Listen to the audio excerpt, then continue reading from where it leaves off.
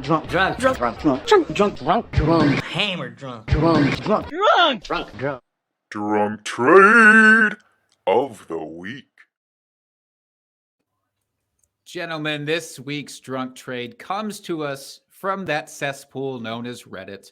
But Scoobybugs on Reddit says, I was drunk with my buddies who convinced me the 2022 class was worthless and to let go of my draft picks. A guy in my league put Jalen Hurts on the trade block, and I sent the 104 and 204 for Hurts. Now I drink more, they say. Now, I'm very curious. This is, for reference, a one quarterback dynasty league. So big time emphasis there. In a one quarterback dynasty league, is this really worthy of being super sad about? Or are we okay with this? Thoughts? Let's mix it up and let's throw it to Dan first. What do you think of this one? I guess that really depends on your view of Jalen Hurts, because we all know he's a good fantasy quarterback. He's really ranked among the top 5 in terms of people think he's going to finish the top 5 fantasy quarterback this year. But in a dynasty league, we need to know the future. You have to have your future intact. If he is your only quarterback, he might not have a job next year. So if you think of it through that lens, it's a little hurtful because now you've lost your 104 and 204 for a guy who might not have a job next year, and you'll be searching for that compensation next year. But if you can convince someone to go get him this year, maybe. Might you say it's a little Little, Dan, would you say winky? I think Winky? I would. Okay.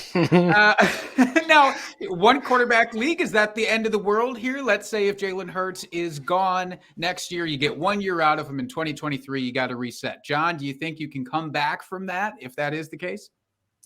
I think it's going to be an uphill battle. I mean, I know what Jalen Hurts, like Dan said, I know what Jalen Hurts represents for fantasy, and he does. I mean, his legs open up that option. He's got a high floor, but whether or not he's on a starting roster next year is kind of the big thing. So I think sending the 104 and the 204 this year is better than sending the 104 and 204 next year. But you're in a hole at that point if he doesn't retain a starting job in Philadelphia. Fair point. Nate, if you had to, would you be better? How much worse would this be, let's say, if it was 2023 picks that he sent away instead? Well, I mean, a lot worse. Obviously, we know the 2023 class is good, and I don't think Jalen Hurts is going to be the starter by, we'll say week 10 of 2022. Ooh, who's taking over for him, Nate? Who do I have to project onto my lineups right now? I don't even know. You know what? It doesn't matter who the backup is. I just don't think he's going to last through the season. I think he's going to – they can't rely on his legs as much as they did this past season. I can't see it.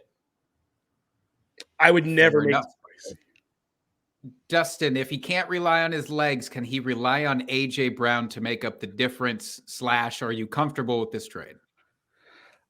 I think if you're looking at it as maybe a championship contender and you were maybe this quarterback piece away from really contending, I don't mind the move. But as a long-term value, yeah, I agree with everyone else that he's probably not going to be the starter next year.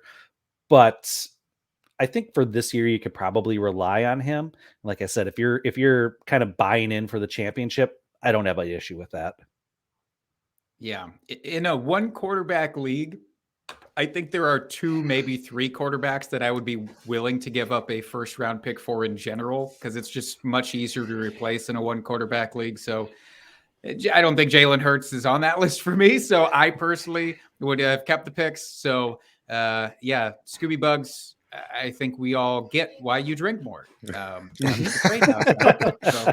we are in agreement here. You probably should have held on to the picks, but for what it's worth, I don't think it's the worst thing. We've seen much worse come through this segment. Oh, absolutely.